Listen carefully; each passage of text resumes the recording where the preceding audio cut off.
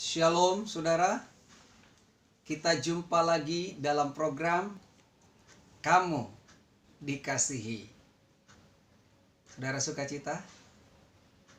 Saudara selalu menikmati kasih Tuhan, kebaikan Tuhan dari hari-hari hidup kita.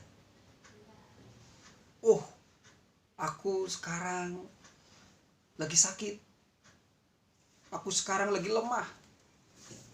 Sebentar saudara, ada kabar baik untuk kita. Dari 1 Petrus 2 ayat 24. Ia sendiri telah memikul dosa kita di dalam tubuhnya di kayu salib, supaya kita yang telah mati terhadap dosa hidup untuk kebenaran. Oleh bilur-bilurnya kamu telah sembuh. Jadi hari ini kita akan bahas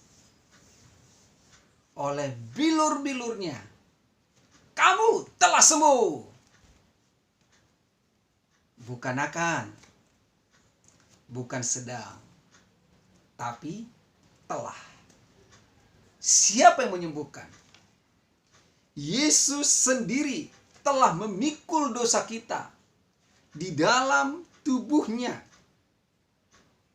di kayu salib. Jadi yang membawa Yesus ke kayu salib,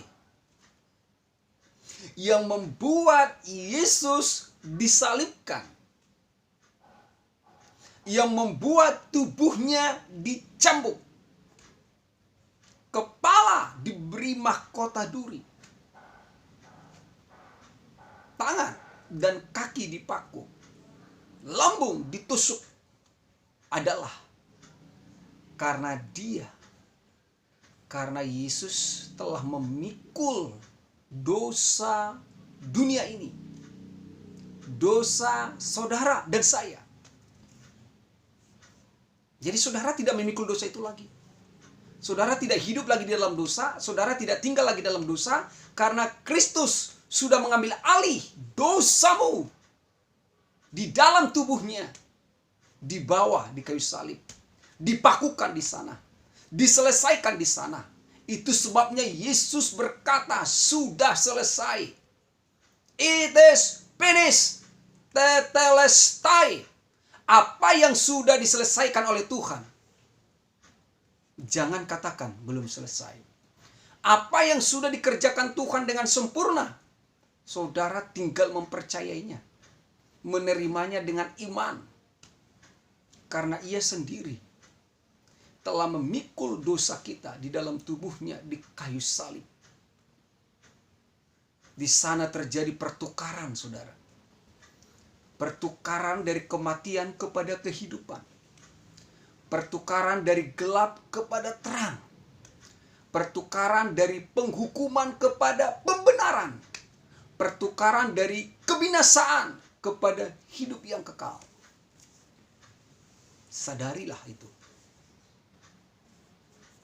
Ia yang telah memikul dosa kita di dalam tubuhnya di kayu salib. Kapan itu terjadi, saudara? Supaya kita yang telah mati terhadap dosa hidup untuk kebenaran. Jadi karena dosa itu kita telah mati. Makanya Yesus harus mati menggantikan saudara dan saya. Kapan? Ketika Yesus disalibkan. Saudara sudah tahu. Kita sudah belajar dari firman Tuhan. Oleh karena itu saudara yang terkasih, supaya kita yang telah mati terhadap dosa itu tidak hidup lagi untuk dosa, tidak hidup lagi di dalam dosa, tidak berputar-putar lagi di dalam dosa, atau berusaha keluar dari dosa, atau berusaha untuk hidup tidak berdosa. Justru karena Yesus sudah mati untuk dosaku dan dosamu, maka sekarang saudara hidup untuk kebenaran. Amin. Haleluya. Hidup untuk kebenaran. Jadi bukan mengatakan, oh, Yesus sudah menebus hidup saya, Yesus sudah mati untuk dosa saya, lalu saya ya hidup semau saya dong. No. Oh, saya mau hidup memuaskan kehendak saya. Siapa bilang? Oh, saya ini toh udah diselamatkan. Lalu saya terserah, saya mau beribadah, mau berdoa, itu kan urusan saya. Siapa bilang, saudara?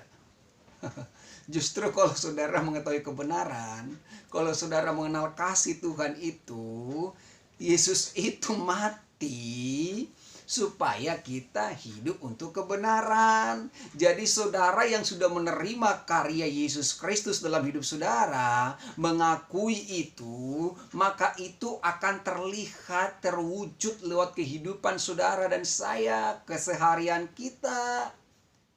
Akan kelihatan bahwa kita hidup untuk kebenaran, hidup di dalam kebenaran. Siapa kebenaran? Yesus sendiri. Apa kebenaran? Apa yang telah dilakukan Yesus. Jadi saudara sebenarnya tidak susah untuk saudara dan saya mengalami kasih Tuhan dalam hidup kita.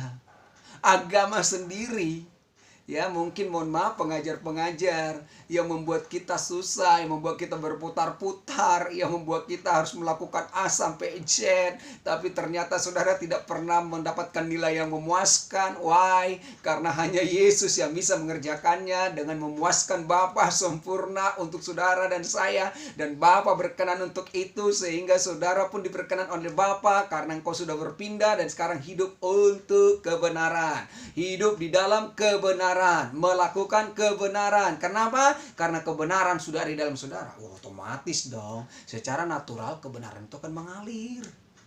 Tidak dibuat-buat, saudara. Itu faktanya. Kebenaran di dalam saudara tidak bisa disembunyikan.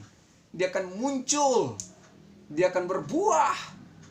Dia akan terpancar. Dan orang lain akan melihat itu. Itu yang pertama. Yang kedua, sesuai dengan tema ayat ini ya, oleh bilur-bilurnya kamu telah sembuh. Jadi Yesus mati bukan hanya untuk dosa saudara dan saya.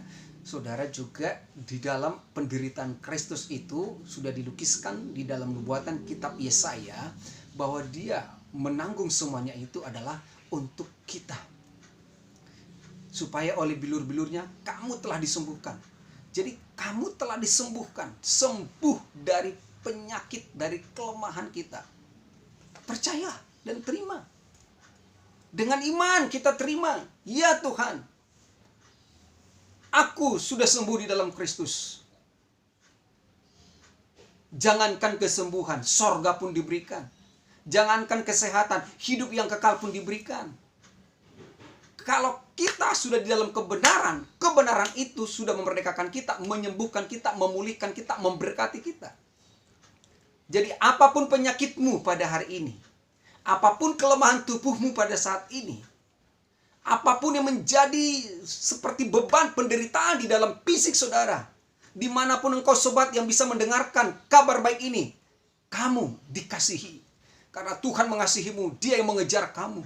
Karena Tuhan mengasihi saudara, Dia yang terus menunggu sampai saudara percaya, sampai saudara menerima, sampai saudara melihat kebesaran kasih Tuhan. Bahwa oleh bilur-bilurnya kamu telah disembuhkan. Penyakit apapun itu, sebutkan saudara. Penyakit diabetes, penyakit darah tinggi, penyakit jantung, penyakit kolesterol, penyakit asam urat, apapun namanya. Katakan, oleh bilur-bilur Yesus saya telah sembuh. Bukan akan sembuh, oleh bilur-bilur Yesus saya telah sembuh. Ini bukan motivasi, tapi ini kebenaran saudara. Dan lihatlah kebaikan Tuhan dalam hidup saudara. Meski engkau masih lemah, meski engkau masih sakit, Tuhan tetap baik. Dan dengan sendirinya, kebaikan Tuhan yang saudara lihat, kasih Tuhan yang saudara rasakan, kasih Tuhan saudara rasakan akan menghilangkan rasa sakit itu. Kebaikan Tuhan yang saudara nikmati akan menghilangkan keburukan-keburukan yang diberikan oleh iblis. Oleh karena itu sobat, bersukacitalah di dalam Tuhan. Dia sudah menyelesaikannya untuk saudara dan saya. Oleh bilur-bilur Yesus kita telah sembuh. Ya tentu saudara menjaga pola hidup sehat. Tentu saudara menjaga pola makan saudara. Karena apa? Karena hikmat Tuhan ada pada kita. Sehingga kita menjadi orang yang bijaksana. Di dalam menjalani hari-hari kita. Kita bukan orang yang sembrono dan sembarangan. Hikmat Tuhan ada pada kita. Sehingga dengan demikian Tuhan dipermuliakan. Oleh bilur-bilur Yesus kamu telah disembuhkan. Semangat, sukacita. Hati yang gembira adalah obat yang manjur. Hati yang gembira adalah obat yang manjur. Hati yang gembira adalah obat, seperti obat hati yang senang.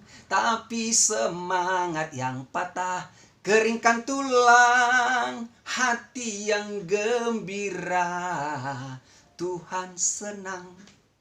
Oleh bilur-bilur Yesus kamu telah disembuhkan. Terima kasih saudara sudah mendengarkan program kita. Kamu dikasihi. Shalom.